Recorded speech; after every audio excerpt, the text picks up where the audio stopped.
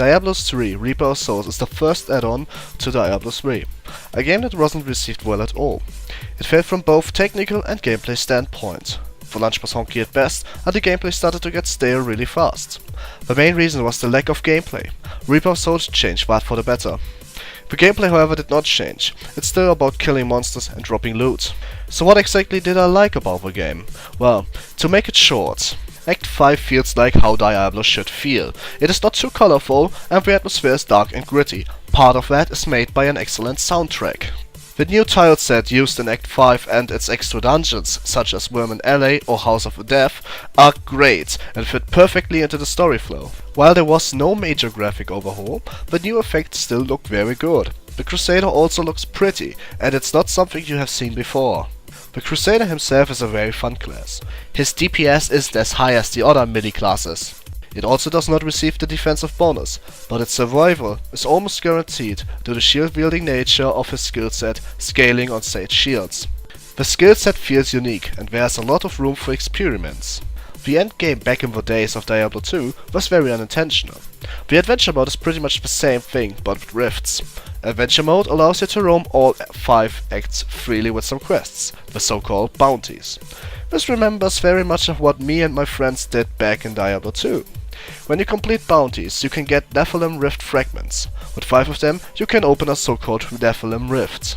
This rift is a 7th floor dungeon with a pretty strong boss after you have killed a certain amount of mobs. They are all randomized and different every time you enter them, and really fun to play. But there are some things I just don't like about this game, and I think they need addressing.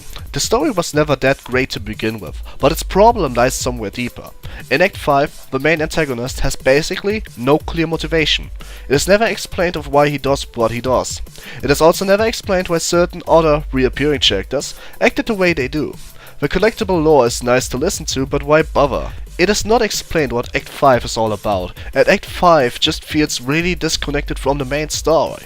Also, it baits a sequel, or at least another add-on with a fairly big cliffhanger. Also, in adventure mode, your companion tell you pretty much the same thing as they would do in the campaign.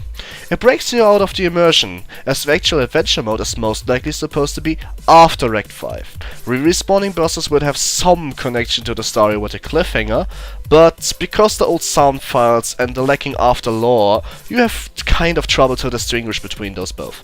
It doesn't feel like a free roam more than a campaign most of the times. The graphics are obviously dated. Sadly, they didn't rework them.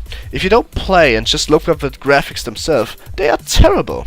And they were even terrible 2 years ago. So it's not like you just didn't age well. They were just never good to begin with. One of the things that made Diablo 3 really great was that you didn't need items to beat bosses, the big exception being the Butcher and Belial, who both have hard enrage mechanics that will simply kill you after a couple of minutes. But in Act 5, 3 out of 4 bosses have soft enrage mechanics which just stack up to a point where you cannot beat them. They are not gear checks per se, as the damage is unavoidable, so they are much more DPS checks. And if you don't have enough DPS for example Malthael, the very last boss, his void zones will simply overwhelm you as they do not respawn in the second phase of the fight.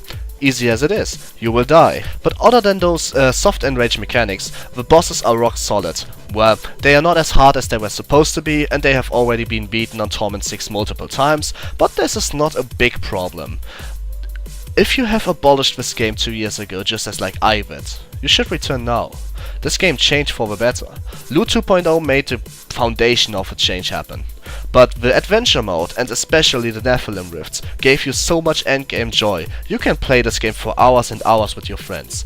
This is a great sight to behold, because this game changed by 180 degrees and is now more Diablo 2 than Diablo 2 was at its times, just because Diablo 2 happened completely unintentional.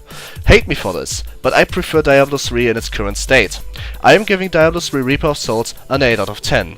Go play it! It's worth it, and if you are not sure if you should buy it, you can always just play Loot 2.0 without the Act 5 and Adventure mode. You can check easily if you like 2.0 or not, and then you can buy it if you so desire. It's worth testing out, and you should at least try it. My name is Good Old Nighty, and this concludes the review. If you have feedback, comments or questions, just use the commentaries. I'll make sure to answer all of them. Have a good day.